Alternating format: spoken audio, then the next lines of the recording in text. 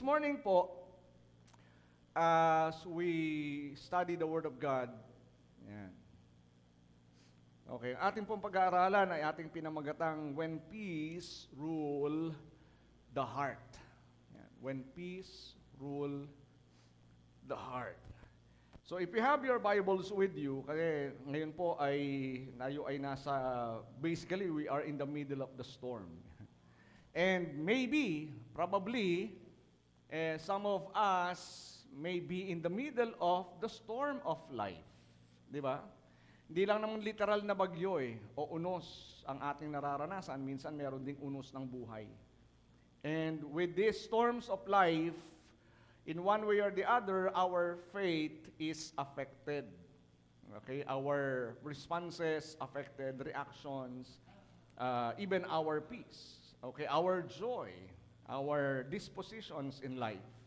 Pero sabi po ng Colossians chapter 3, verse 15, sabi po nito, and let the peace that comes from Christ rule in your hearts. For as members of one body, you are called to live in peace. And always be thankful. Sabihin nyo nga po, peace. Peace. Sabihin nyo sa katabi mo, peace be with you. And also with you. Okay. There was a story of a king na nagbigay siya ng isang contest na ang pinakatema po ng contest na ito, ng painting contest, is about peace. Tungkol po sa kapayapaan. One entry was given, isa po itong lake, isang lawa na tahimik under the blue sky. Yun po yung kanyang tema ng kapayapaan. The other entry ng isang painter ay isang flower fields na napakagandang mga bulaklak under a beautiful sun. And there was another entry na punong-puno ng unos, malakas na hangin, may mga kidlat, ang lakas ng ulan. But in the middle or in the corner side ng pagbuhos ng malalakas na ulan at baha, ay merong isang ibon na doon siya sa kanyang pugad at mahimbing na natutulog. And that particular picture or painting won the best prize. Because whether we like it or not, mga kapatid, ang tunay na kapayapaan is not the absence of trouble. Okay, yan, mukhang na trouble yung aking mic. It's not the absence of trouble, but it is the presence of Christ in the midst of it. Di po ba? It's serenity, it's calmness, because Christ is in us. That's why dito po sa Colossians chapter 3, verse 15, sinulat po ni Paul ito, ni Apostol Pablo, itong letter to the Colossian Christians while he was in prison. This is one of the prison epistles. At makikita po natin si Paul, bagamat siya ay nasa isang kulungan, surrounded by hardship, and yet, his heart was ruled by peace.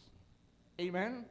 His heart was ruled by peace. So, he reminds us, tayo po bilang mga mananampalataya, tayo po ay pinaalalahanan salita ng Diyos ni Pablo that ang kapayapaan po, especially ang kapayapaan ng Panginoong Hesus, it is not dependent on perfect circumstances.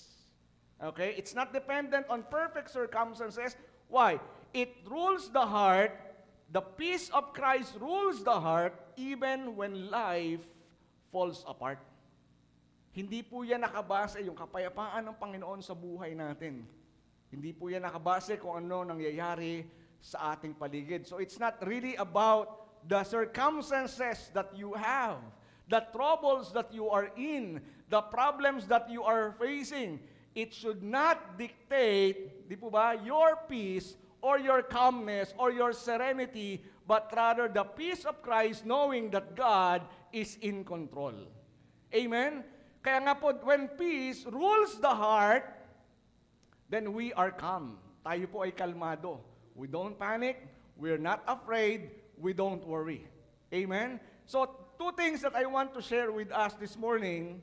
Dalawa na lamang po kasi before, ginagawa kong tatlo, humahaba tayo. So I decided to cut my messages into two major points. Ayan. And hopefully, iba, siguro sabihin ni Jen, hindi ako naniniwala. Well, anyway, hopefully. Okay, unang-unang bagay na gusto ko pong iwanan po sa atin is that Christ's peace guards the believer in life's storms. Ang kapayapaan po ng Panginoong Hesus ay nagbabantay sa atin.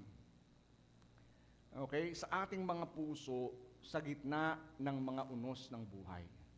That's why if we will look at the first part ng verse 15, ang sabi rito ni Paul, "And let the peace that comes from Christ rule in your hearts."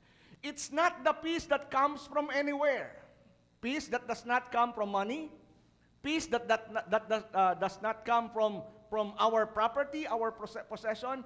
Yung kapayapaan na nanggagaling hindi sa sino mang tao, kundi yung kapayapaan na nanggagaling o mismong kapayapaan ng Panginoong Hesus. Ang sabi ni Paul, ang siyang maghari, mamuno sa ating pong buhay. Let the peace of Christ rule in your heart. You know, the word rule here, yung Greek word ng rule, it literally means to act as an umpire or arbiter. Di ba pag kayo po ay nanonood ng volleyball, merong umpire yan. Yung nagbabantay ng mga linya. Right? Yung parang referee. Okay? So, yung pong umpire. So, sinasabi ni Paul dito, let Christ's peace decide the outcome when your heart faces conflict.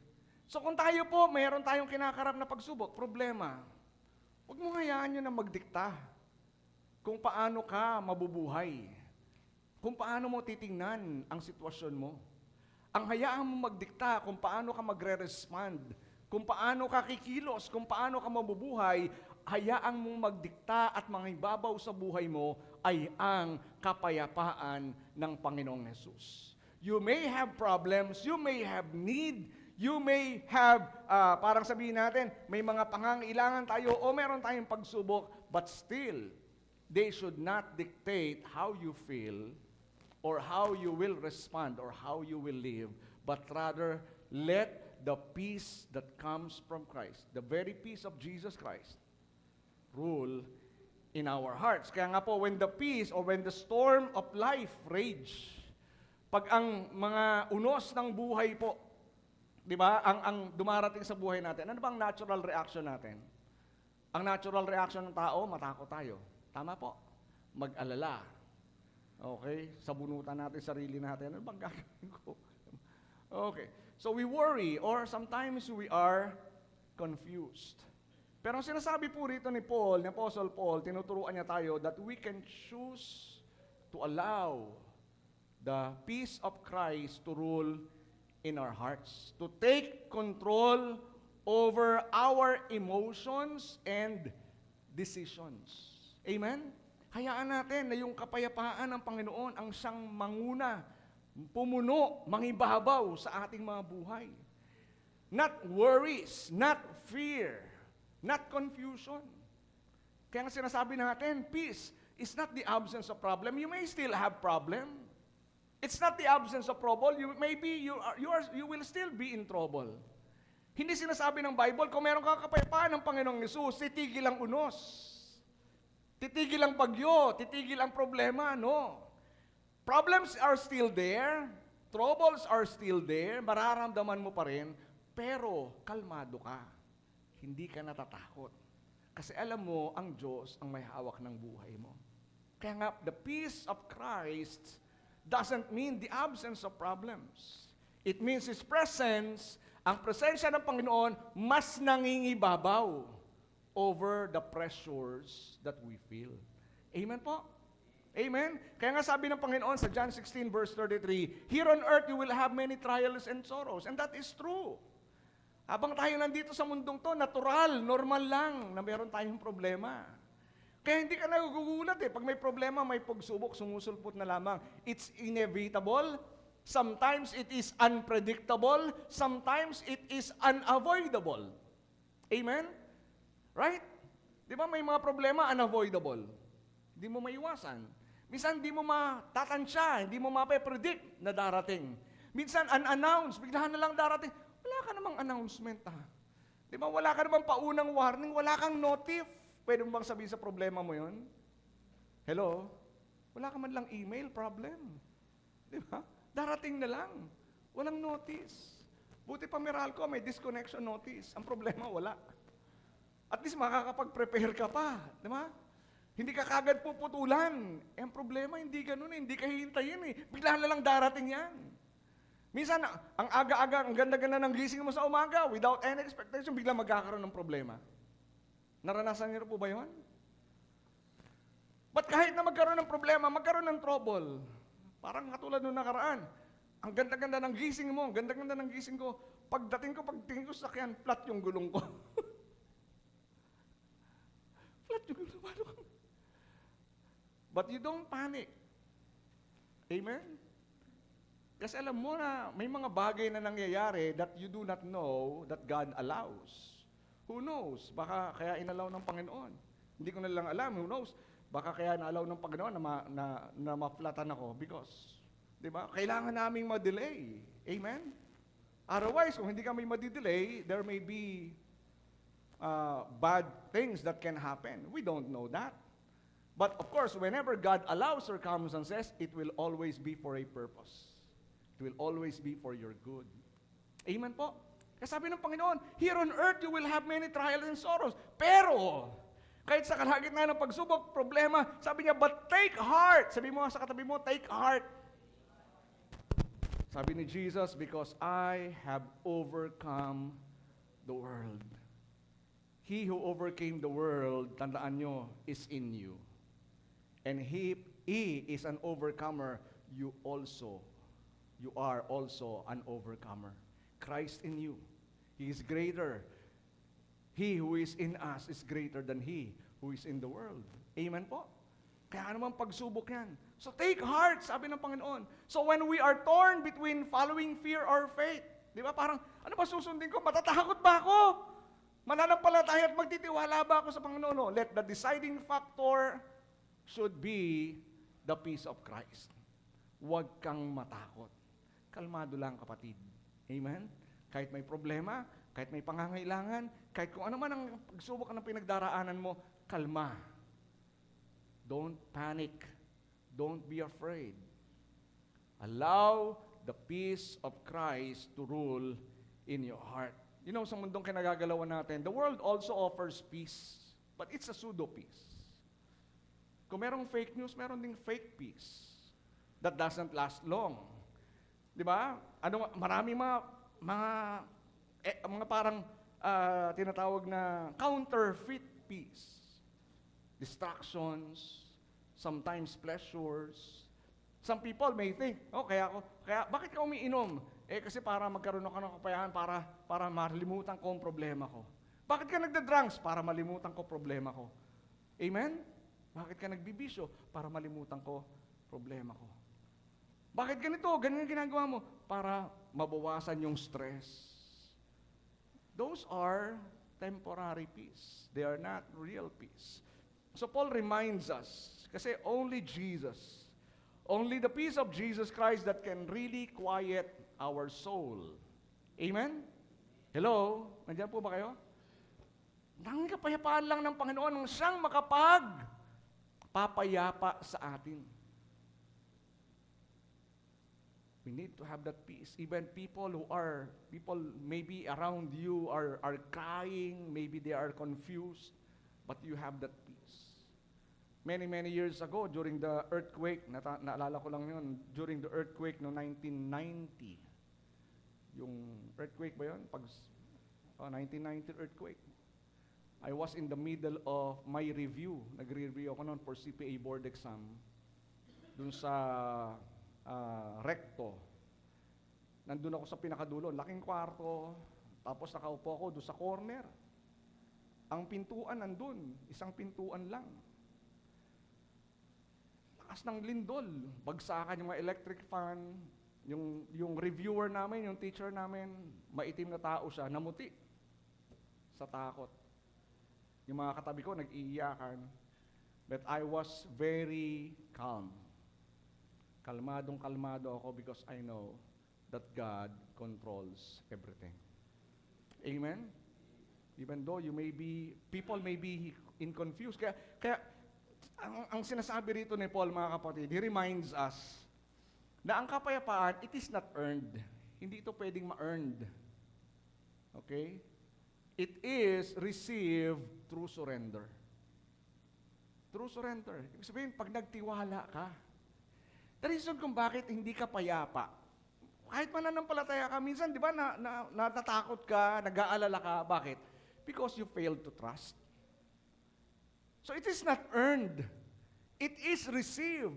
And it is received through surrender. When you surrender, when you lay everything before God. Kaya nga sabi na Isaiah chapter 26 verse 3, you will keep in perfect peace all who trusts in you. All whose thoughts are fixed on you. Paano ka magkakaroon ng perpekto, ganap na kapayapaan? Paano po? Magme-meditate ka, think positive, think positive, think positive. Ganun ba? May mga Kristiyano, think positive pa rin eh. Hindi, imbis na manampalataya, think positive eh. Positive thinking is different from faith. Positive thinking focuses on circumstances, chance, that doesn't offer assurance. Amen? Kinakalma mo lang sarili mo para nakabase pa rin kung ano pwede mangyari. Pero ang pananampalataya iba. The object of faith is not circumstances, it's not chance. The object of faith is no other than God. Amen? Pag nanampalataya ka, nagtiwala ka sa Diyos, ano man nangyari sa aking paligid, may tiwala ako na ang Diyos, hindi ako pababayaan. That is peace. Kaya sabi rito, you will keep in perfect peace. Sino? Those who trust in you. Do you trust God? You may not know what will happen. You may not know what's happening. You may have questions in your mind. There is a temptation to worry. There is a temptation to be afraid. But I rather choose to trust in God. Di ba sabi ng psalmist, when I am afraid, I choose to trust. But there's a better version sa sumunod na verse. Sa Psalm 55 yata yan. I trust in the Lord, therefore I will not be afraid. Which is which? Saan ba kayo doon? Pag natatakot ako, magtitiwala ako sa Panginoon. Minsan ganun tayo. Amen? Pag natatakot tayo, magtitiwala tayo sa Panginoon. O, nandun ka, magtitiwala ako sa Panginoon, kaya hindi ako matatakot. Amen po. Hello? So it is received through surrender. Katulad kay Jesus, sa Mark chapter 4, verse 38, nung isang violent storm, di ba, nung isang biyahe ng Panginoon, kasama yung mga disciples niya, sabi ni Jesus, let us cross over to the other side. But while they were going to the other side, sa kalagitnaan, nagkaroon ng unos. Dahil sabi nga nila sa Sea of Galilee, unpredictable, bigla na lang nagkakaroon ng unos. Dahil napakababa nila, mga 180 feet below sea level yata sila. And accordingly, sabi ng mga commentaries, ang alon doon tumataas up to 20 feet high. Ganong kataas. At nung makakita yun ng mga apostles, and majority of them were fishermen, nagpanic sila. Amen? Natatandaan niyo po yung storya? At pagtingin nila kay Jesus, ano ginagawa ni Jesus? Ano ginagawa ni Jesus? Natutulog. Jesus showed them the perfect example that even in the midst of a storm, you can sleep. Amen? Pero sila, nung makita nila si Jesus, instead na sundan nila yung halimbawa ng Panginoon, ano ginawa nila? Nagpanik. Hindi lang sila nagpanik, ginising nila si Jesus, as ang sabi niya, Lord, don't you care if we drown? Wala ka bang pakialam kung malunod kami? Ano ba sabi ni Jesus? Yun minsan hindi nila napakinggan. Hindi nila inintindi yung salita ni Jesus. Ang sabi ni Jesus, let us cross over to the other side. Nandito po ba tayo? Did Jesus said, hey, guys, sakay tayo ng bangka. Pagdating sa gitna, lulubog tayo. Malulunod tayong lahat. Hindi na ako sasama. Amen? But the Word of God said, the Word of Jesus said, let us cross over to the other side. Ibig sabihin, ano man ang ma-encounter mo sa kalagitnaan ng biyahe mo, alam mo, dahil sinabi ng Panginoon, makararating ka sa kabilang ibayo, makararating ka, ano man ang harapin mo, makatagpo mo, makaharap mo along the way. Amen? And don't ever think that God doesn't care. Sinabi ba ng Panginoon, binirebuke sila no? You of little faith. Pero bago sila i-rebuke, Jesus rebuked the wind, peace, be still. At nagkaroon ng kalma. Kumalma, pati yung paligid. Parang, kung pagtingnan mo, yung paligid, napaka-chaotic. Yung puso ng mga disciples, chaotic din. Minsan, kasi nakabase sa sitwasyon yung ating reaction. So, si Jesus, so he stopped, no? The storm stopped. So, sa mga disciples po, they marveled kasi na-realize nila na yung kasama pala nila is greater. The Prince of Peace is greater than the power of the storm. Amen? So, when Christ, remember this, no? When Christ is in your boat, the storm cannot sink you. Amen? It cannot sink you. So when your heart feels overwhelmed, invite Christ to rule there. So instead of asking, when will this storm end? Kailan kaya matatapos tong unos ng buhay ko? Dapat ang tanong po natin, sino bang may control who rules my heart? Amen? If Christ rules our heart, if we allow Christ to rule our heart, then we will be at peace. Kaya sabi ng Psalmist sa Psalm 46 verse 1 and verse 2, God is our refuge and strength, always ready to help in times of trouble. Always ready to help. Sabi nga po, always. Diba? Always ready. In times of trouble. Kaya sabi ron, so we will not fear when earthquakes come and the mountains crumble into the sea. Dahil alam mo that God always help in times of trouble. If you know that, if we believe that, if we trust God, then we will not be afraid. Amen? Shall we give the Lord the best clap of praise?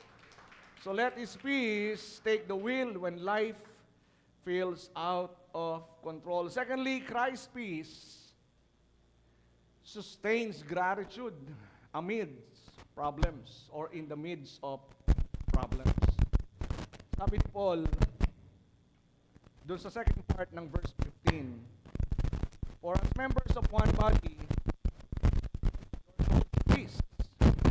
Hallelujah. For as members of one body, you are called to live in peace and always be thankful. You are called to live in confusion ba? In fear, in worries.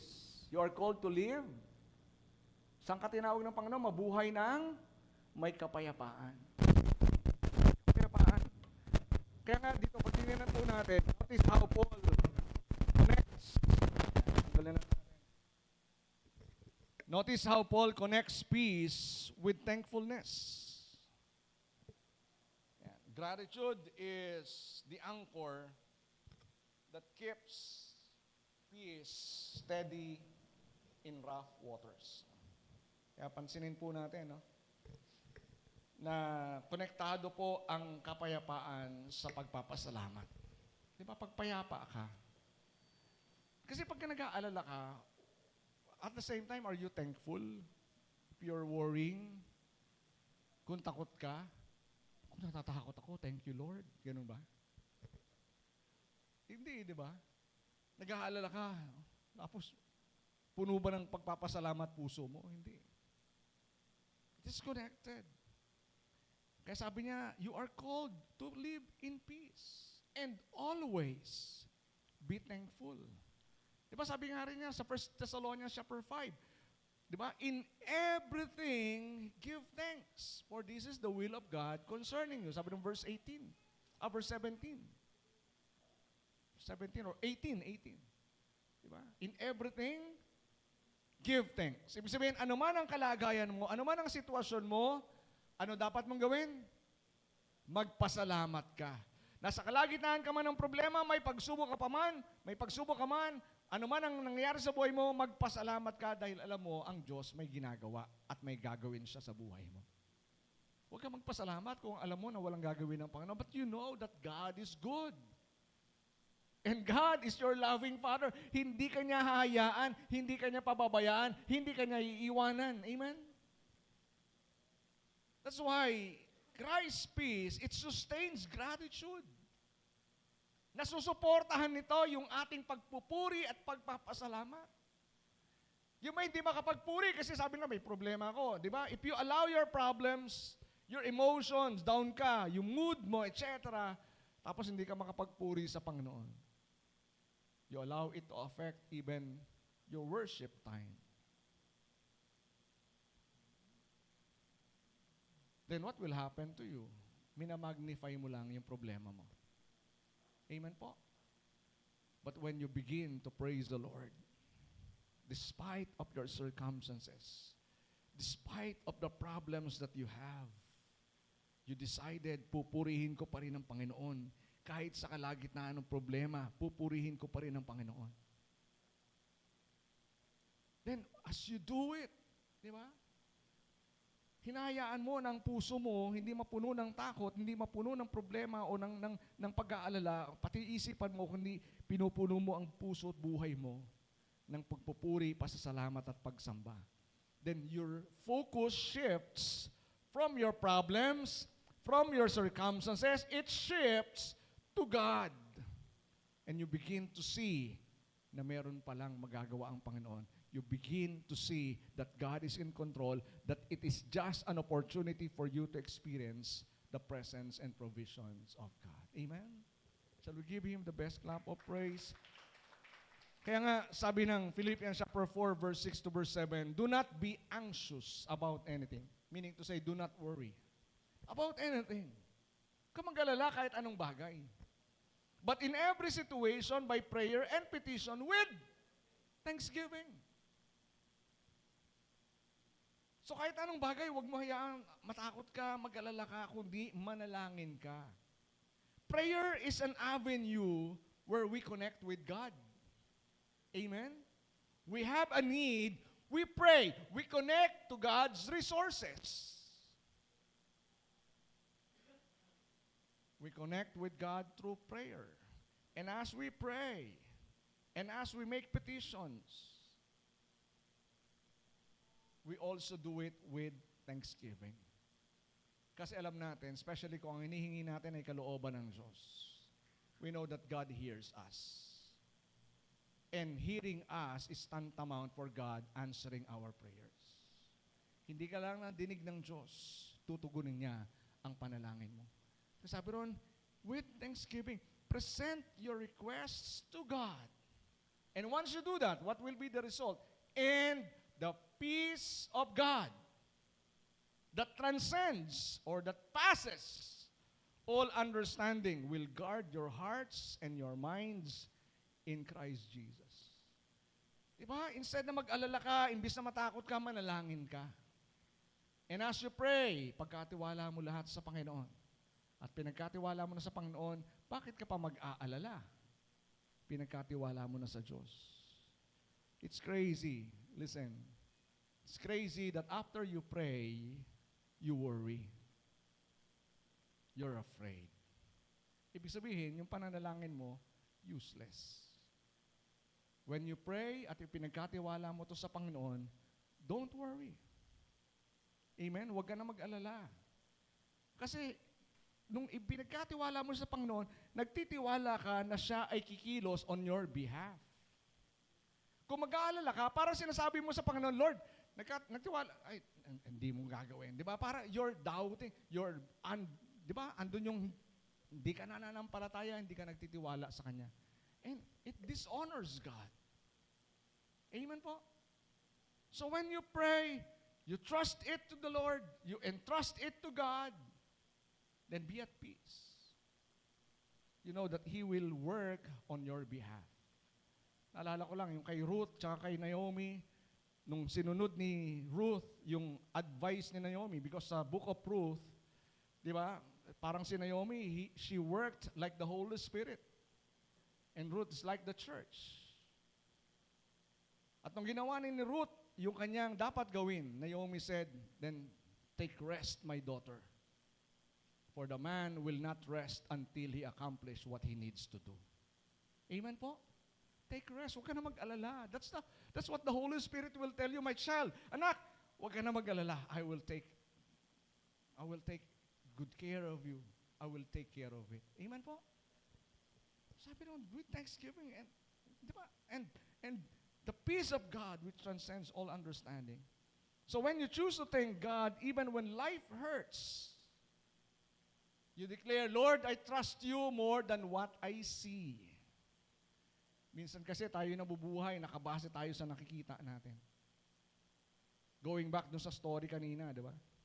Yung mga disciples, the reason why they panicked, they saw the wind, they saw the waves, they felt the wind. Amen? They felt the surroundings. Tama po? They based their response according to what they felt, according to what they saw.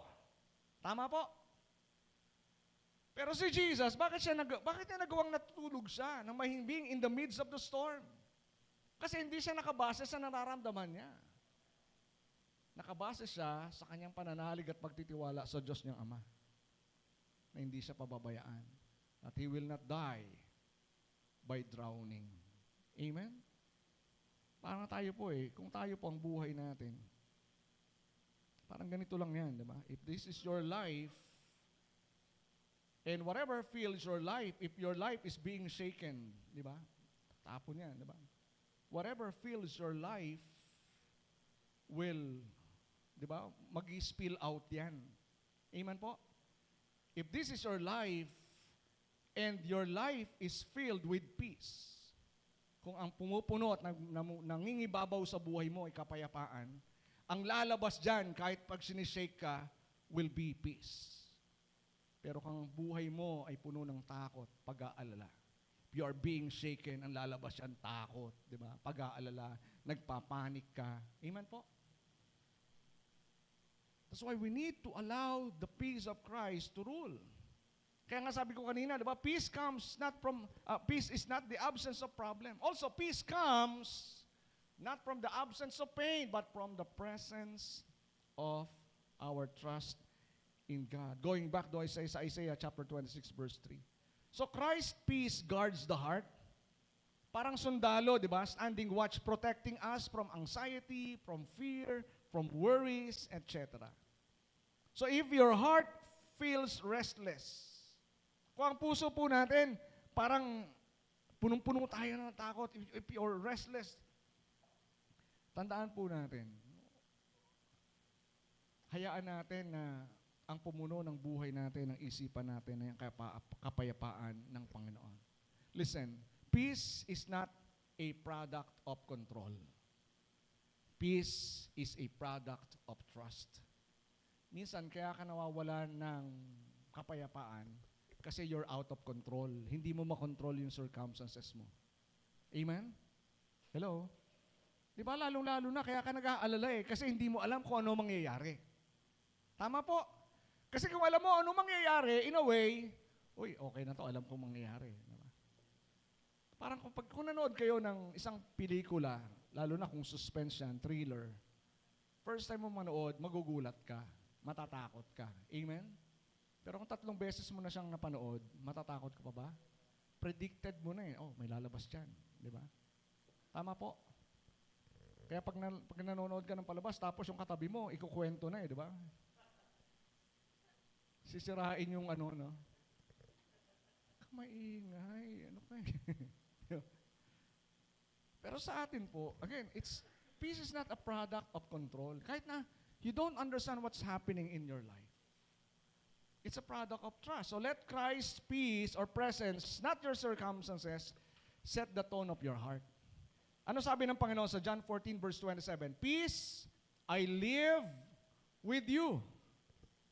Sabi niya, I do not give to you as the world gives. Do not let your hearts be troubled and do not be afraid. Kaninong kapayapaan po ang ibinigay sa atin? Kapayapaan nino? Kapayapaan ng Panginoong Yesus. Because He is the Prince of Peace. Not the world, not the kind of peace that the world gives. Kaya sabi ng Panginoon, do not let your hearts be troubled, do not be afraid. So even kahit sa kalagitnaan tayo ng pagsubok, kalagitnaan ng problema, kalagitnaan ng suffering, we can still find peace that surpasses understanding. Pag hinayaan natin ang Panginoong Yesus ang maghari sa buhay natin, kaysa hinahayaan natin maghari ang takot. Amen po. So when life breaks, sabi nga, when life breaks your rhythm, nabasa ko lang to when life breaks your rhythm, worship anyway. When you don't understand, trust anyway. Gratitude in suffering becomes the soil where peace grows. Amen? Tumayo po tayong lahat. Kaya ang command ng Panginoon sa atin, let the peace that comes from Christ rule in your heart. Hayaan mo na ang kapayapaan ng Panginoong Yesus ang mangibabaw sa buhay mo. So listen, you cannot control the storm. Amen? Di natin pwede i-control yung storm. Di natin pwede i-control yung mga nangyari sa buhay natin. Yung mga circumstances natin, situation natin, sometimes it's out of control. Amen? But, you can choose kung ano ang mangingibabaw sa puso at isipan mo. So even in the midst of problems, in the midst of chaos, in the midst of trouble, choose and allow peace to reign in your heart. Sabi nga, hindi mo pwedeng, may mga pagkakataon, sabi na isang sailor, you cannot stop the wave. But you can still learn to sail through the waves. So in the midst of troubles, problems, or suffering, we can find peace. Sa mga kapatid, sa umaga pong ito, ano man yung ating nararamdaman, ano man yung ating kalagayan, kung meron mang unos sa paligid, unos sa puso natin,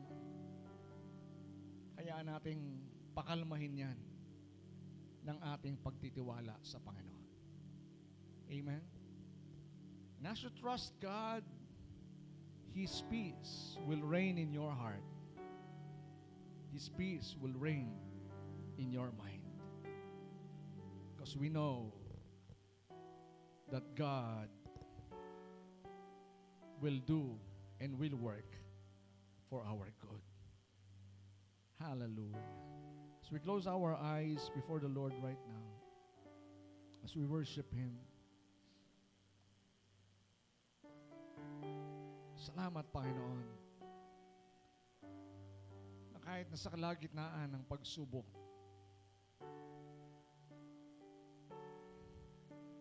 we choose to trust so that peace will reign in our lives. Tulungan mo kami, Panginoon, let the peace of Christ rule in the lives of your people. Help us, Lord, na hindi namin hayaan ang aming sitwasyon na magdikta kung paano kami mabubuhay. Hindi kami mabubuhay ng may takot, hindi kami mabubuhay ng may pag-aalala. We choose to live in peace, knowing that your presence is with us, regardless of our situation, regardless of the troubles that we are in, or problems that we are facing. Salamat po, Panginoon. And even right now, O God, I pray for your people. Ikaw po nakakaalam ng kani-kanilang pagsubok, ng kani-kanilang mga pangangailangan, even the storm that rages in their hearts. Oh, in the name of Jesus, peace and be still. I command that storm in the lives of your people. Peace and be still in the name of Jesus. Yes, peace and be still in the name of Jesus. Lord, we rebuke fear, worries, anxieties. Maghari ang iyong kapayapaan, pag-asa, kasiguruhan sa buhay ng iyong mga anak. Lord, we trust you, even our family. We trust you, our future. We will not be afraid. We may not understand what's happening. We may not understand what will happen in the future. But we choose to trust. Pinipili naming magtiwala. Pinipili naming manalig at manampalataya. Dahil alam namin, Panginoon, Ikaw ang may hawak ng amin pong buhay. Hindi mo kami pababayaan. Ano man ang aming pangangailangan ay iyong ipagkakaloob. Ano man ang aming kalagayan, kami iyong tutulungan. Ano man pagsubok ay aming mapagtatagumpayan. Dahil kasama ka namin, Ikaw ang aming kalakasan, Ikaw ang aming pag-asa, Ikaw, Panginoon, ang aming katagumpayan. Lord, in your hands, I entrust the lives of your people. At kung meron man, Panginoon, na makapapanood ng service na ito, na hindi pa nakakakilala sa iyo, I pray for that person. Especially kung ang taong yon ay walang tunay na kapayapaan. Lord, mangusap ka sa kanya sa pangalan ng Panginoong Yesus, pang makilala niya ang prinsipe ng kapayapaan. Magkaroon siya ng tunay na kapayapaan, buhay na walang hanggan sa pamamagitan ng Panginoong Yesus. Father, we also pray for our country in the midst of this storm, Lord God, that entered our area of responsibility. Lord, we pray na ingatan mo po ang aming bansa, ang aming mga kababayan, especially ang aming mga kababayan who will be directly affected by this storm. Lord, I pray that you give them wisdom, that you give them guidance and direction, that you give them peace, that you give them, oh God, hallelujah, yung calmness, na makapag-isip sila ng tama, makapag-decide sila ng tama. Bring them to safety. And Lord God, hallelujah, tulungan mo rin yung aming mga tao sa gobyerno, Lord, that they may respond accordingly, that they may respond, oh God, hallelujah, swiftly for the protection and safety of our people. Salamat po sa inaming pinagkakatiwala ang aming buhay, ang aming pamilya, ganoon din ang aming minamahal na bansa. As we give you honor and praise, in Jesus' name we pray. Amen. Amen. Amen. God bless you po. Magandang umaga po sa ating lahat.